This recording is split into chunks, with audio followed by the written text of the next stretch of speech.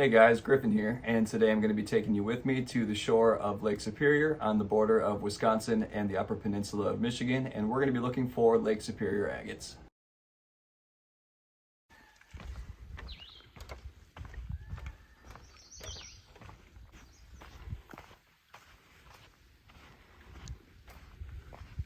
Before we get started, I wanted to say thank you to my dad for surprising me with this cool little clip-on lens kit for an iPhone, which is what I record with.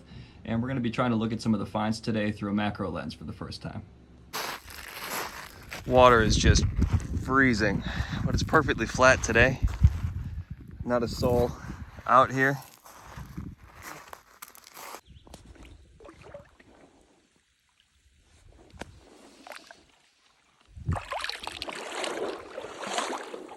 If you ever want to find banded iron, this spot happens to have a ton of it, and I found some really cool ones later on also. I'll put the location towards the end of the video.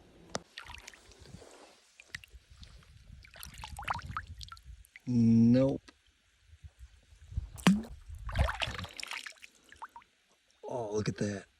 If you look right along the edge here on this right side, you can definitely see the copper that's embedded into the rock. So while it's a really tiny stone, I think I technically did find native copper for the first time up in Michigan. So that's a pretty cool find for me.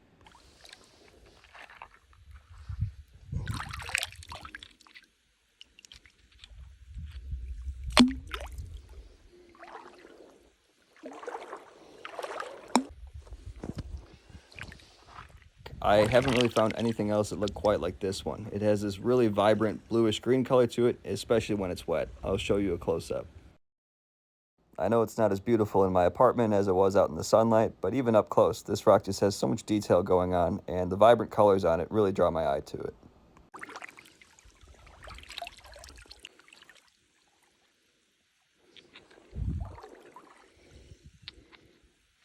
It's a little Omar. They call these Omarolux or Omars, and they come down from the glaciers in Canada. They're pretty common up here, and I've already got a few of them. 75 degrees out, and this water is still just frigid. Good day for it, though, besides the horse flies. Let me see. Where was it? Right here. Ooh, no. Pretty, but I don't think that's an agate. Oh, please, this one looks like it might be promising. Oh, no. Well, does it have bands in it? Doesn't look like it. It's close. That's real close. I don't think that's an agate, though.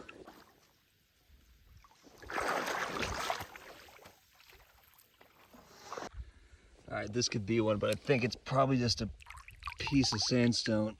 Let's take a look.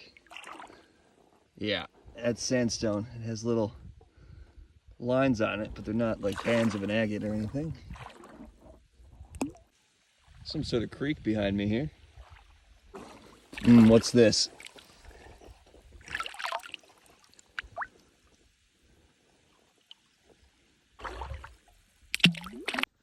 All right, I think we finally got one.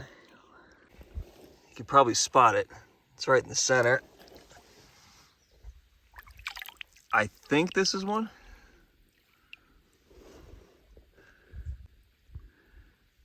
Bands are kind of blended together and rough.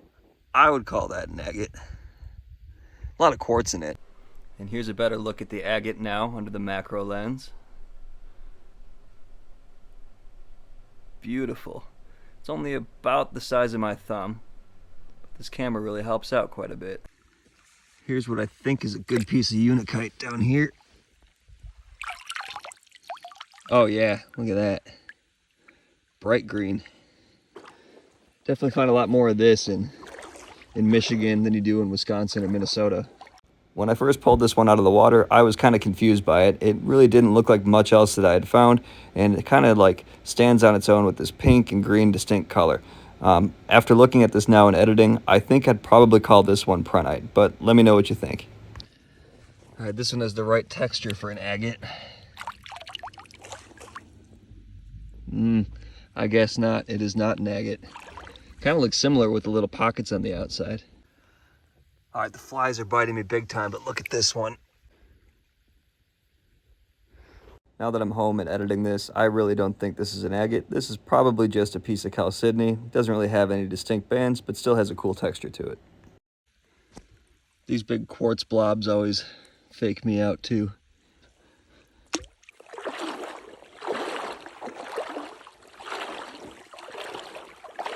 Oh wow, look at the bright red color of this.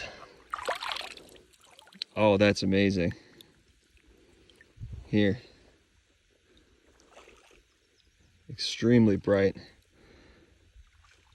I think that might be, ow, ow, the horseflies are biting me right in the skin. Like an oolitic jasper, I think.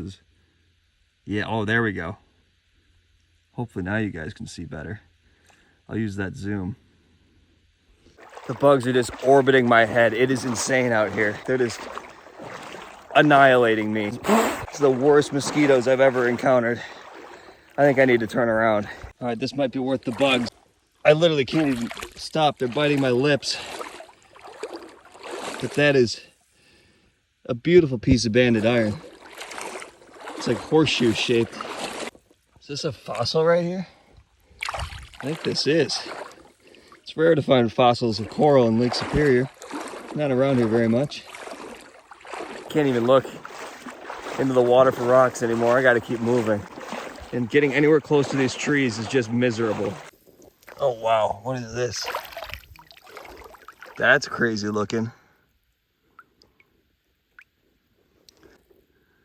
Wow.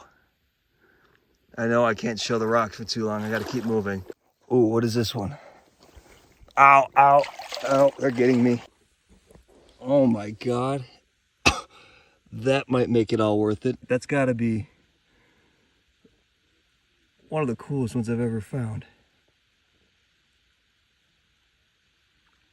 And then here's a close-up of what I'm gonna call the prehnite that we found. This, without a doubt, is my favorite find from the day. I really don't have anything else that looks quite like it in my collection. I'm not sure whether or not you'd call that an agate. I'm a bit hesitant to. It has some banding, but... And if you look just to the right of that orange coloration there in the center, I think there may even be some small copper inclusions in this one too. They kind of look a little bit metallic. You have no idea how happy I am to be back in the car and away from the mosquitoes. I think I did find another agate. I think that's got to be one. Sorry, I'm a little shaky. I'm very cold. I was in that water for a while. Looks like one we might need to try to cut to see if there's anything really going on inside of it. I think that's an agate though. Looks like it's got the right consistency and kind of pores on the outside. And if you guys want to check out this spot for yourself, it's just in the National Forest, about 15 minutes or so north of Bessemer, Michigan, and it's $5 per day per car, I believe, and you just drop cash in like one of those little envelope collector poles, and then you can be in there for the day. And if you guys want something a little bit different than this video, you can check out my last one here, where I was on the shores of Lake Superior, this time in Duluth, Minnesota, and I found some really weird stuff and still need some help getting some IDs on it.